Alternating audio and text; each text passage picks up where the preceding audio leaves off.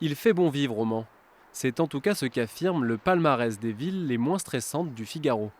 La capitale sartoise s'offre la deuxième place du podium, une petite victoire pour la municipalité.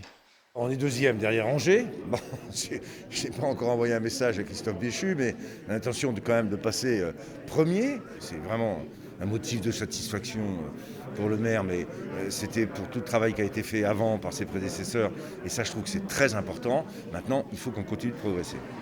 Parmi les atouts pointés dans cette étude, le calme de la ville. Seuls 3,04% des habitants sont surexposés au bruit routier. C'est mieux qu'à Nantes, Angers ou Paris. On se rend compte qu'on a, des axes principaux qui, sont un peu en étoile et qui convergent vers le centre-ville et entre toutes ces branches d'étoiles, finalement, on a de larges zones, d'habitation qui sont, desservies par, plutôt des petites rues et donc au final, on a un impact de la rocade, des grands boulevards et cetera, assez faible sur ces zones-là.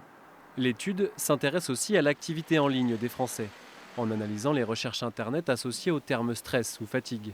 Là aussi, Le Mans fait partie des bons élèves. Un résultat qui peut s'expliquer par le nombre de psychologues implantés dans l'agglomération. Quand je me suis installé, donc 2010, j'avais regardé à peu près combien il y était de psychologues en libéral. De mémoire, entre 22 et 24, hein, si je me souviens bien. Aujourd'hui, 2022, on est à plus de 40, hein, donc ça a doublé en 10 ans. Ville calme, ville attractive, Le Mans occupe bien souvent le haut de ces classements réalisés par des magazines en quête de lecteurs dans nos régions. Mais ce palmarès sert tout autant le développement de la métropole mancelle.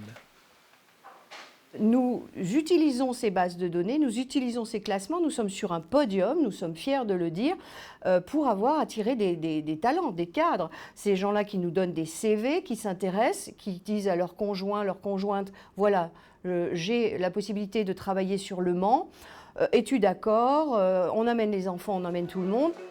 Un engouement que l'agglomération appelle de ses voeux. Entre 2013 et 2019, la population du Mans Métropole n'a augmenté que de 0,1%. C'est peut-être ça, le secret d'une ville apaisée.